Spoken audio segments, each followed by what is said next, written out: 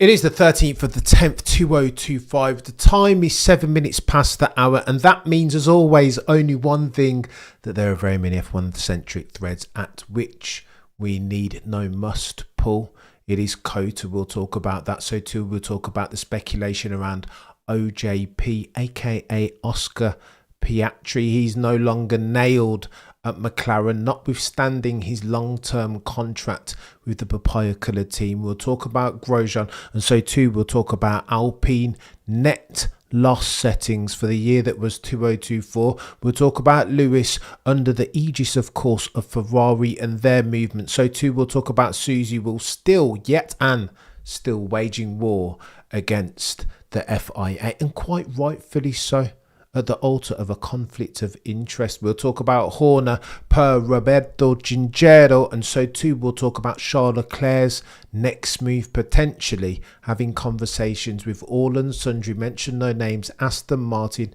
Mercedes, and so too Red Bull. Is going to get techie than techie things, as always, as well.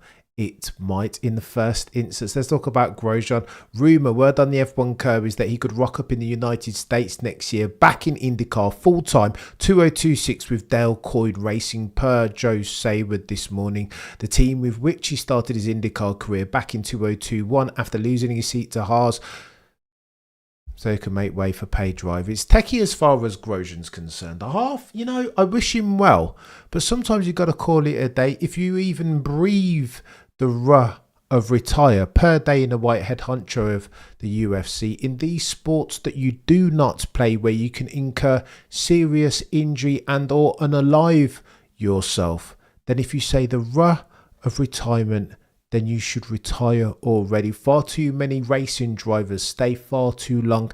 Addicted are they to the limelight that comes with being a chariot of fire peddler. Oh, and by the way, if we're talking about F1 doing one of these, attention seeking, attention dollars even, doing one of these, all and sundry trying to get a piece of the pot. Again, we have the conversation at the altar of a reduced operating cost, when teams like Mercedes back in the day would throw $400 and $500 and $600 million at a problem in a year because of R&D, etc. That made the proposition of owning an F1 team infinitely less attractive than it does today.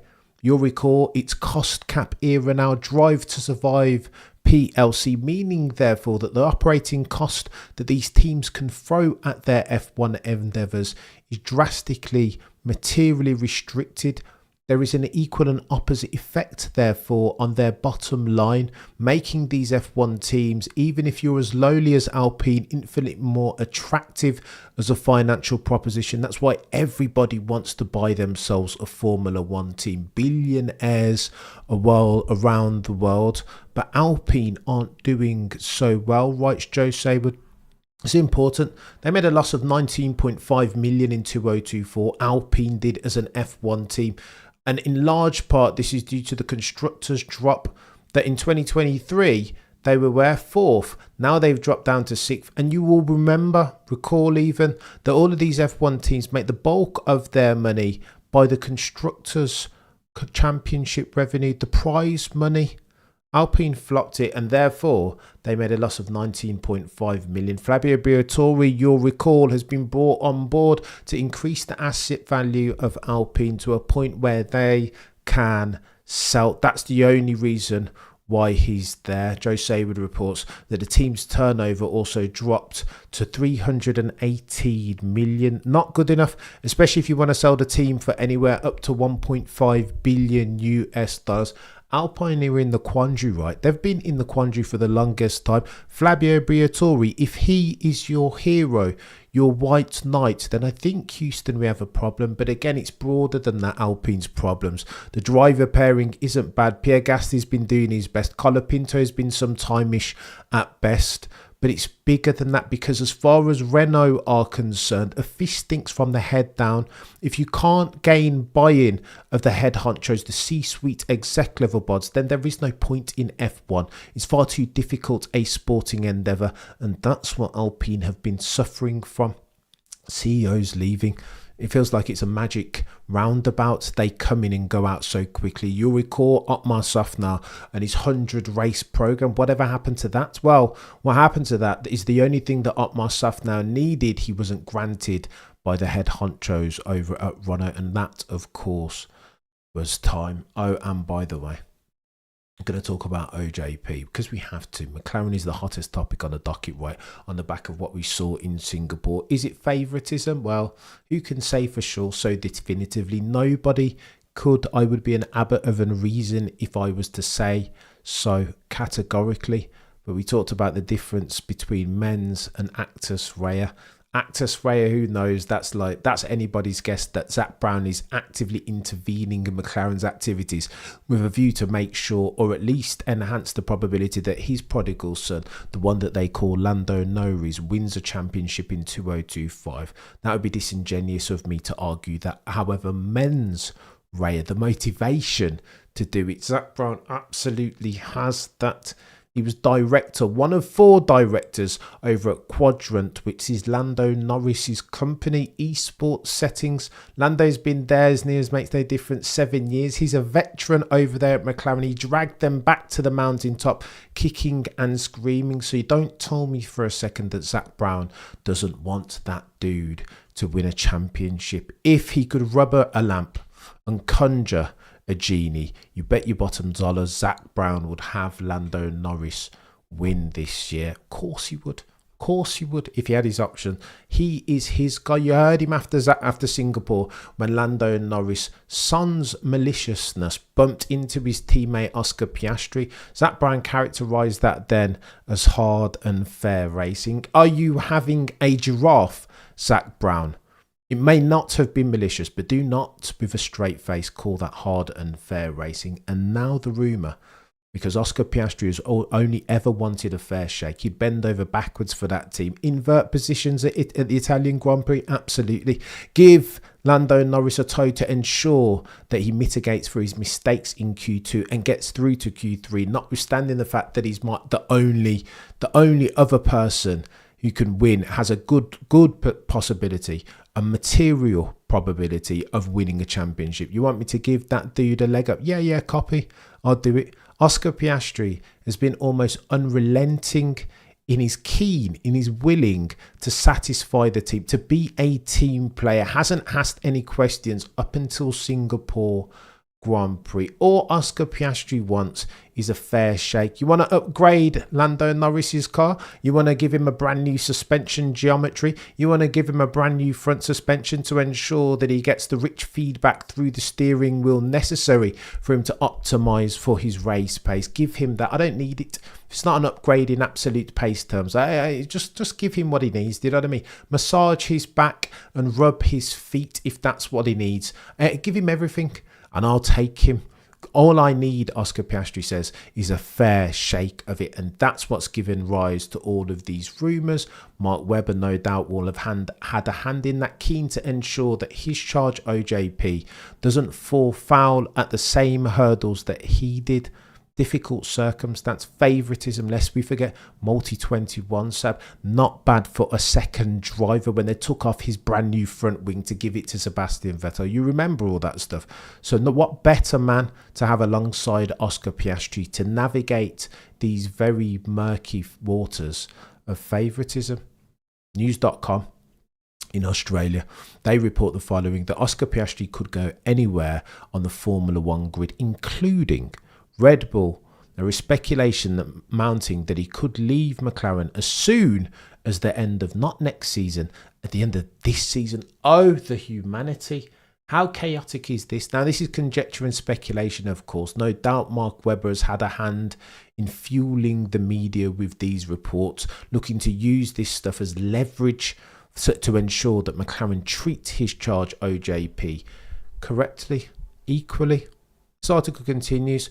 Former F1 driver Ralf Schumacher has poured fuel on the fire with a suggestion that Piastri could move to Red Bull if Max Verstappen leaves the World Championship team. So that's only going to happen next year, because you know already that Max Verstappen has committed at the very least to 2026, at which time the foursomes when he's been doing 5-time champion, will pervade the competitive landscape and then make his decision shortly thereafter. 200 level racing IQ. Piastri, continues this article, signed a multi-year contract extension with McLaren earlier this year, but the exact number of seasons remaining on his deal is as of yet unclear. He's been linked with a move to Ferrari in 2027 or Aston Martin or Mercedes or Red Bull. Mercedes, where George Russell is yet to be given a contract beyond this year, despite having a career best season. Oh, the humanity, really having this conversation. You'll recall that we talked about Oscar Piastri, George Russell swap deal, OJP at Mercedes in 2027, and George potentially going the other way at McLaren. Can you imagine this? And again, I make no apologies for labouring this point, that I have it on good authority that has a non-zero probability. George at McLaren, Oscar Piastri at Mercedes. Oh, the humanity. He's been linked with a move to Ferrari in 2027. Here's what Ralph says. I believe Piastri could go anywhere. Max leaves, blah, blah, blah. There were apparently already discussions between Mark Webber and Red Bull, says Ralph Schumacher. But I believe such a driver can find a place anywhere. We must not forget Aston Martin, who are probably also looking for drivers beyond 2027. Here's where you know that Red Bull is feasible, that we need to take it seriously as a rumour at the very least. You'll recall on Drive to Survive, when Christian Horner was asked if you could steal one of the two McLaren drivers, which one would you have? Christian Horner replied as follows, with one word: Oscar. Full stop. New paragraph. Christian Horner was well aware of Oscar Piastri's then, and all of the other team principals will be now on the back of the season that he's having, lest we forget, leading the Drivers' Championship on his way to his first maiden voyage settings, third season settings. First of all, says Ralph Schumacher, he's going to win the World Championship this year, so that's why he should stay. And this is Gunther Steiner now talking on the Red Flags pod. Next year, wherever you go, first of all, there is no seats in the offing for next year, and wherever you go, you wouldn't know where you're going. And I think McLaren at the moment is doing a pretty good job. Obviously, Oscar can beat Lando. If he can beat him this year, I think his hope should be to beat him in the future as well. So therefore, why would he leave? Gunther Steiner makes a point.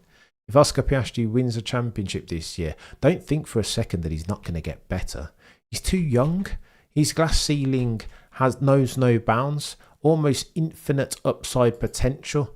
I mean, if Lando has been in F1 7 seasons and cannot cope with Oscar Piastri, what's Oscar going to be like 4 years from now in his 7th season if we're comparing apples with apples? It gets techier than techie things over here in Formula One. OJP could really be the next one. Oh, and by the way, let me tell you about this. We'll talk about this in more depth, because the F1 space is getting awfully full of plagiarism, let's say, because your boy put out a poll asking you guys to inform me who you think is the second quickest driver on the grid. This was 2 days ago. Today, shortly thereafter, Sky Sports put out a similar poll. We'll talk about this more tomorrow, where I bring the evidence. There's something very incestuous about the F1 space, and I want to talk to it, highlight it, because I think it's quite important. Creativity is currency in this space. We'll talk about it tomorrow, and I'll bring the evidence, because there's another couple of other exhibits, A, B, and C, to which I wish to speak. Now, let's talk about Ferrari, because it's chaos. Well, when will Ferrari stop being chaos merchants? Never, potentially. But Lewis Hamilton only has himself a couple of seasons left, and that's why he's putting the throttle down on changes, keen to expedite for them, keen not to make the mistakes of 2025. Lest we forget, Lewis Hamilton is now in record-breaking underperformance settings. 18 races as a Ferrari driver, no Grand Prix proper podiums to speak of. There have been no other Ferrari drivers in their maiden season to go so long without podiums. That's not good. And you can't lay culpability at the altar solely of Sir Lewis Hamilton. Yeah, he's 40 years old. Yeah, he might have lost a tenth or two in pace as versus Charles Leclerc, who some say is the quickest point to point on the grid. Yeah, that's all well and good.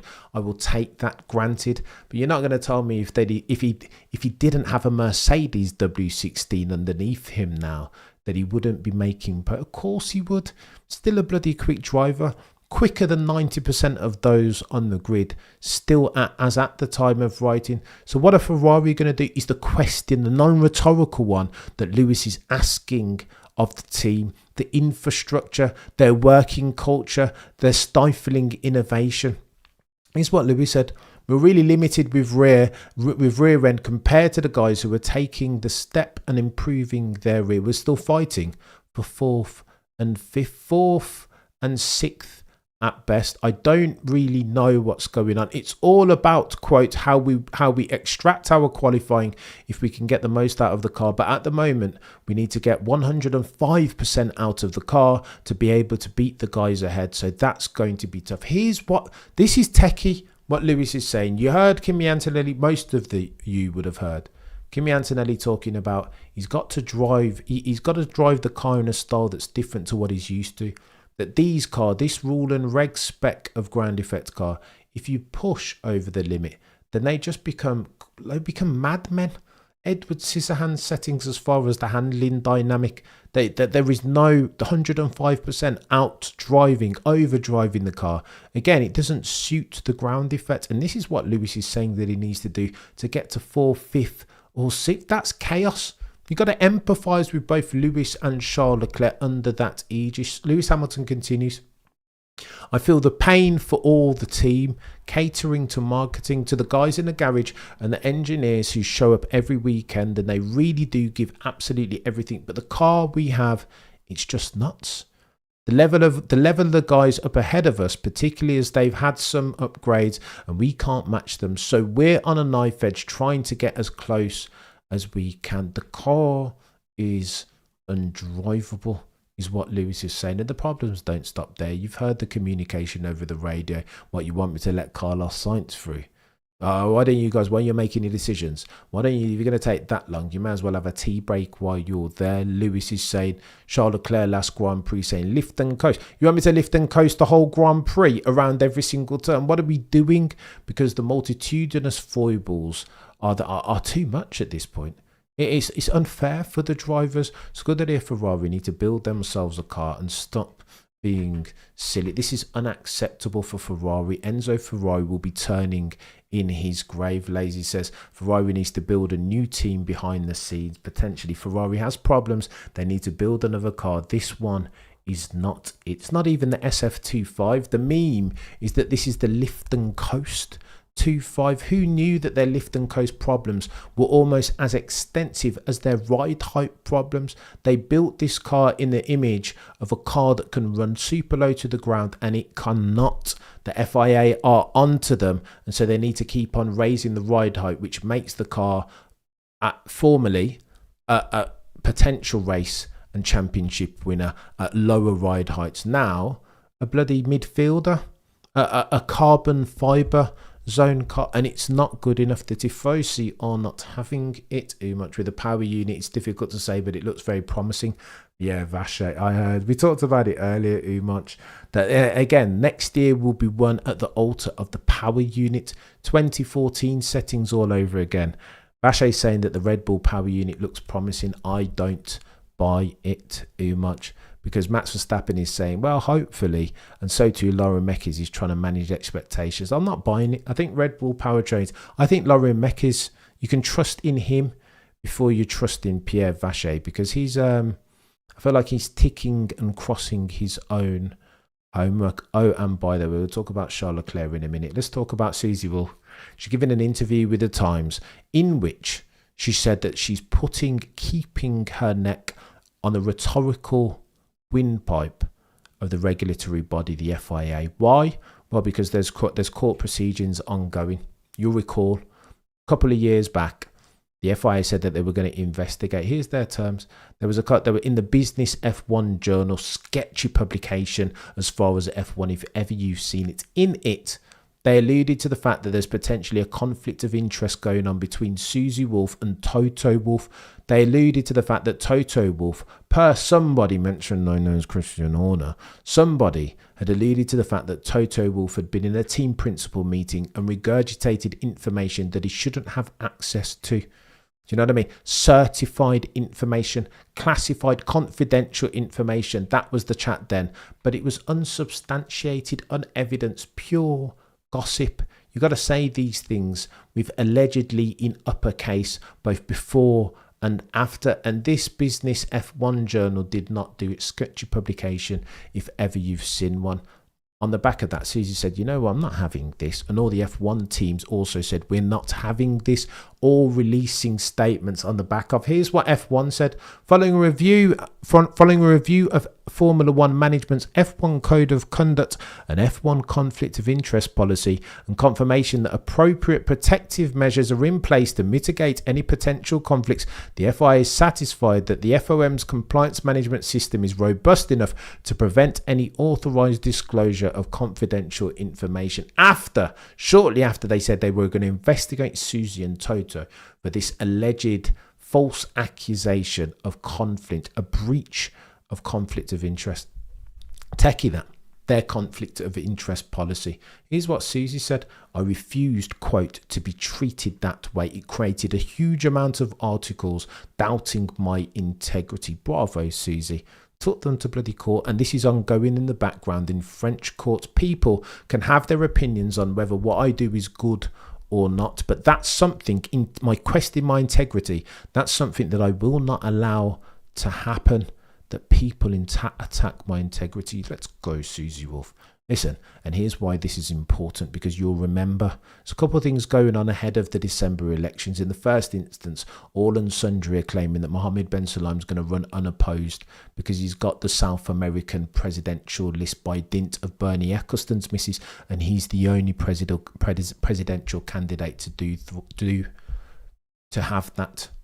There are no other people who have the South American vote. Tim Mayer's, all of Tim Mayer's backings in South America, gonzo, faded to black. And that's important, because if that's true, that means that Mohammed Ben Sulayem will run unopposed and extend his tenure as FIA president. However, Joe Sayward writes that there's something going on in the background. There is an investigation. And Villiers, another potential presidential candidate, has said, well, this feels weird. You can't amend the statutes in real time to ensure that you remain the FIA president. Something's going on in the background, high tech. There is arbitration going on when Mohammed Ben Sulayem says, you know what, high tech, you don't have the financial resources requisite to become an F1 team. High tech were like, hang on, what are you talking about? Have a look here at the financial statements and all of our cash and cash equivalents. This is nonsense. What are you talking about? Favoritism settings, conflict of interest. Can you spell that, Mohammed Ben Sulayem? This is F1 baloney. Nonsense. Joe Sayward alluded last week in his newsletter, God-tier newsletter, I'll have you know, to the fact that there's another investigation going on in the background. And if they find anything, they will submit it, as they did with FIFA, Sepp Blatter settings and corruption, to the DOJ. This level of chaos is techie, extensive. Therefore, oh, and by the way, Roberto Cinchero, one of the go-tiest Italian journalists, has come out and he's spoken about a couple different things as far as Ferrari. We've already talked about their multitudinous ineptitudes, and that's significant when you're talking about Ferrari. But what's more significant is the fact that you know that John Elkann always wanted to sign Christian Horner. In 2022, Helmut Marko said that they had to talk Christian Horner away from the Ferrari cliff edge, that there were negotiations ongoing proper in real time, that this was something that Christian Horner was really considering. There was a will as far as Jen Elkann, and there was a way as far as Christian Horner. However, he didn't want to leave Red Bull because they were an enhorabuena in 2022, on the cusp of winning a championship, then 3, 23 and 24 shortly thereafter, by dint of Maximilian Verstappen's not insubstantial exploits. So why would Christian Horner leave? There is no reason for him to. Now, however, there is no room at the F1 in for Christian Horner. Andy Cowell said he's as near as makes no difference, ringing up all team principals up and down the grid is Christian Horner, keen to get himself some equity and keen to find himself back on the grid as soon as 2026. That means, therefore, John Elkann and Christian Horner's objectives are now aligned. Conveniently, he's getting techie, Brian, about to get very, very techie. But here's what Chinchero said. So again, you have yourself Christian Horner and you have yourself a keen and willing John Elkann. Remember, Frederick Vasseur is a placeholder. They didn't want to extend him, but there was nobody else there who was ready and available. Wheatley probably would have been in a shout, but he's not long signed with Sauber, soon to become Audi. Christian Horner now, though, is there. This is an issue of timing. Going to get techie. I knew he wasn't going to Italy at all, so maybe Aston Martin is still in the conversation. However, here's what Chinchero said, and this is techie. He said the question he was asked is why are Christian Horner and Ferrari always in the conversation as a potential pairing going forward? Here's what he said. They're two biggest names in F1, Scuderia Ferrari, with the brand and all the fanfare that comes with the tifosi and the passion.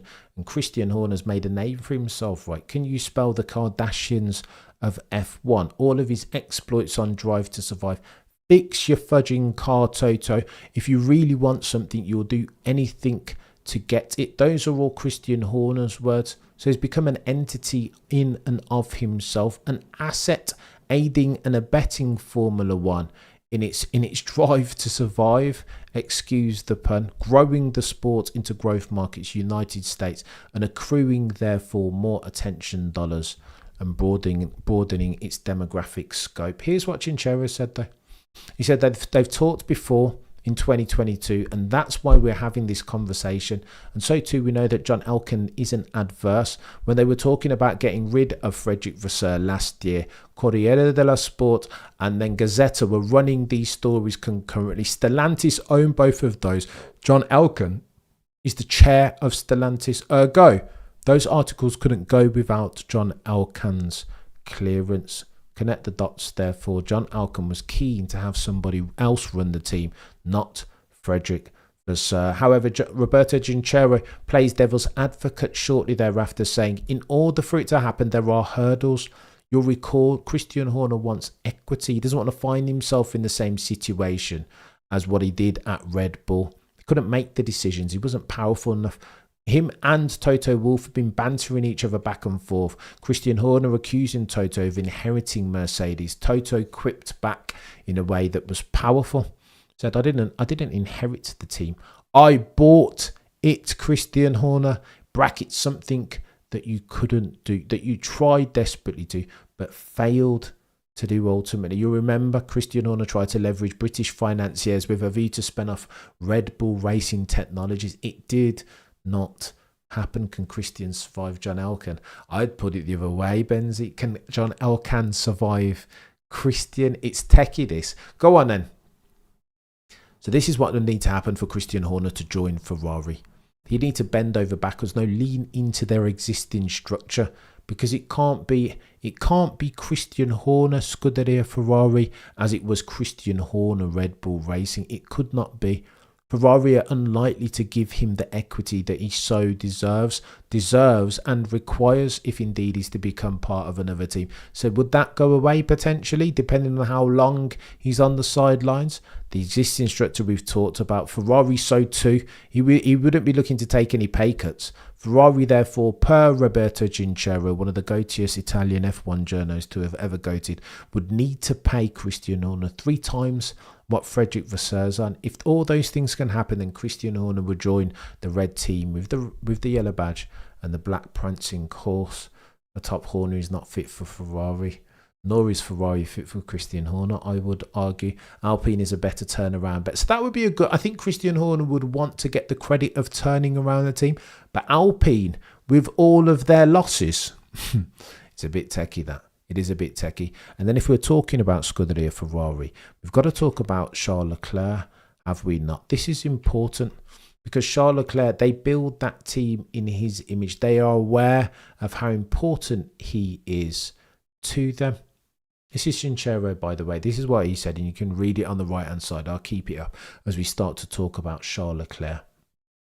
In the first instance, actually, let me show you this. The race, we're talking about Charles Leclerc, the potential of him staying at Ferrari and enduring their multitudinous operational, mechanical and aerodynamic ineptitudes with that donkey SH1T box of a car, SFT5. Here's what the race had to say, and you might recognise some of the terminology. Yeah, it's a big move. It's a big move. I think the central question is he prepared to give his entire career to Ferrari and be happy with the fact that he'd be a modern day Jean Alesi and be associated with one team and one brand, and that was it? Did he just say modern day Jean Alesi? I know somebody else who uses that terminology. I know somebody else who coined that terminology, modern day Jean Alesi. How very listen, the race. Do you know what I mean? I accept royalties. You can mail those in the borrow it. Even keep the terminology modern day Jean Alesi, but there are royalties that are owed to us. And then you get this. This is what Roberto Shinchero said. And again, the concepts too much plagiarism settings, and then not the only one. We'll talk about Sky F1 for a loss. So I'm not having it. I'm calling people out now. Maybe correlation does not necessarily imply causation. But I've heard Jolyon Palmer over the past couple of months talking about Toto, the boy who cried, we're going up in the game. Chat, there are royalties owed to Cameron CC and you guys, the community. I'm not having it. And to be fair, on the modern day Jean Alesi, I've got to give Josh Revel props, God tier YouTube. If you're not a subscriber of his, then go and check him out. He's the one who originally coined the phrase, if we're giving proper citation and reference. But I'm the one, like Josh made it a hot line and I made it a hot song. The race have since gone away and stolen it, but of course we're having this under the aegis of what's going to happen to Charles Leclerc next, and I think it gets techie than techie things. What's sad in this is you've heard that Charles Leclerc wants nothing more than to win a championship with Ferrari. Izzy, we'll get there. We'll get there, Isa, I promise. We'll get there. How very dare they? And Sky have done something similar. But we'll talk about, I'll leave Sky for now and we'll talk about Sky tomorrow. Here's what you need to know. Roberto Shinchero, here the context is this. You saw us talk about potential conversations between Charles and Aston Martin. Charles is a good guy. I know he makes a gazillion mistakes at the unforced variety. I know, and for that, I will always call that dude modern day Jean Alesi, Freudian slip. I am stupid. It was just an incident of the race. But he's Charles Leclerc and he's the quickest guy, some say, point to point on the grid when he's had his Weetabix over the course of one lap. Can he cope with the fire that Maximilian Verstappen brings to him over the course of a season? I do not think so. But we've got to see it in real time, mate. Cam needs to trade. What are they copying my dog Cam for? Nando, it's techie, right? But we do some good work over here. I suppose imitation is the best form of flattery, some say. But on this Charles Leclerc thing, it's techie. I feel bad for the dude. He doesn't deserve this. All he wants to do is win a championship with Ferrari. Roberto Shinchero, though, was asked, what about this rumour that Charles potentially is going? And I'll paraphrase what Roberto Shinchero said.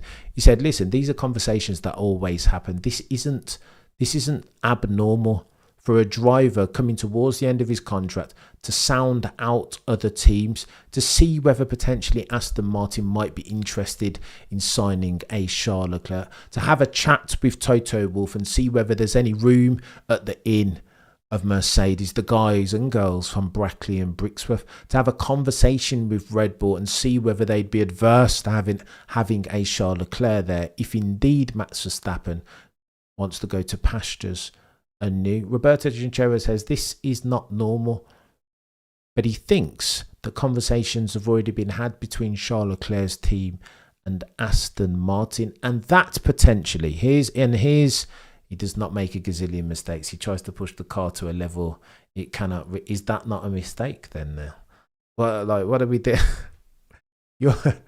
Your first clause, Neil, I would argue, Sir Neil, overcomes, no, contradicts your second.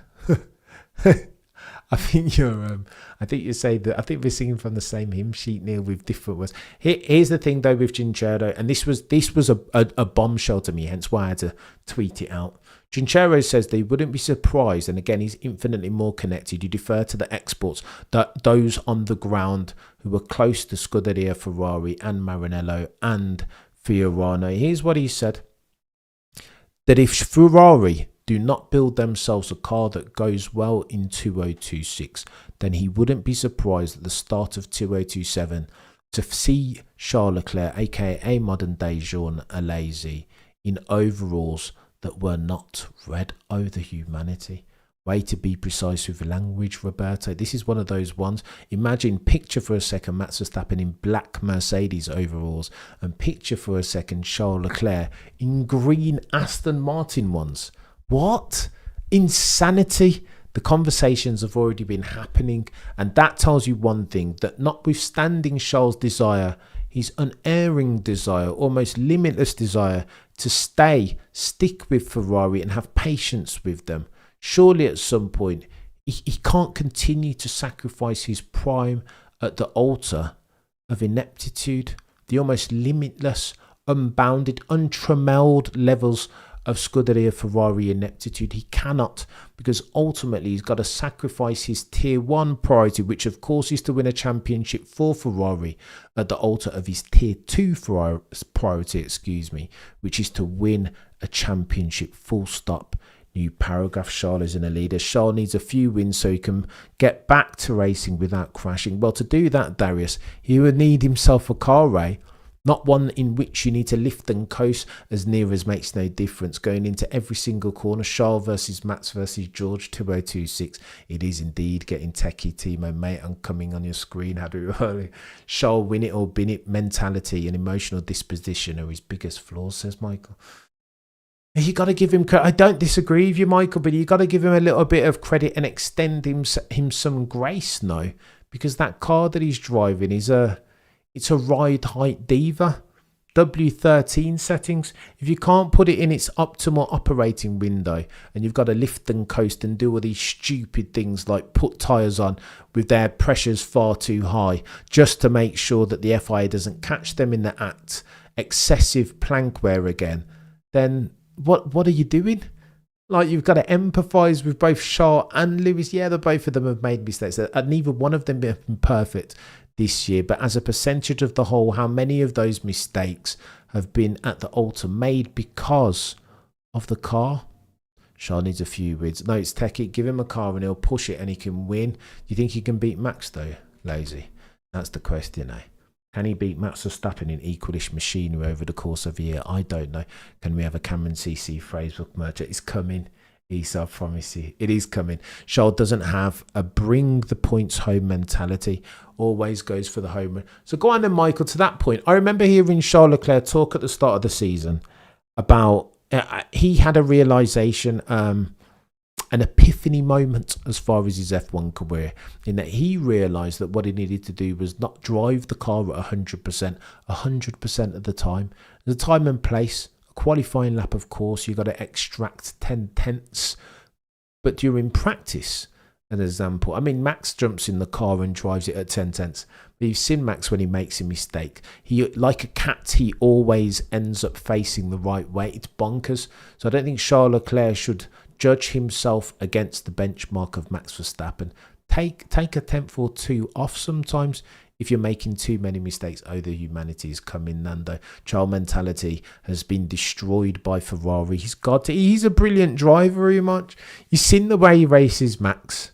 Like Silverstone a few years back. He's brilliant. Like Mr. The Steven Seagal of automotive pugilism. Do you know what I mean? Use Max's aggression against him. He can match some of Max's energy. Not match, Lazy. Counteract it, right? Redirect it, just like Steven Seagal and his Aikido principles. Not all of it coming to see. I think Max is on the spectrum, to be honest. Do you think so? I don't think Max is on the spectrum. I think he would have had that. I don't know. I think he's a focused F1 peddler, is what I think. And he might mistake that for being on the spectrum to a greater or lesser degree. But I think it's very different. Ferrari is already broken into him. And that's sad, Miami. If we're honest about Charles, isn't that, I feel like that makes me feel sad about Charles. Because ultimately, as much as I curse his name, he's a nice guy and he doesn't deserve this. What has he done to deserve this this level of ineptitude and this bloody inability. When you go to a racing spectrum, very well said, Lazy. But like, when you look at Shaw, I just give that dude a car and he'll win lots of races and potentially championships. This could have been a good year, right? Imagine if Ferrari had just built on their progress at the end of 2024. They were within a couple of points, right? 7/10 per the Zach Brown bloody book.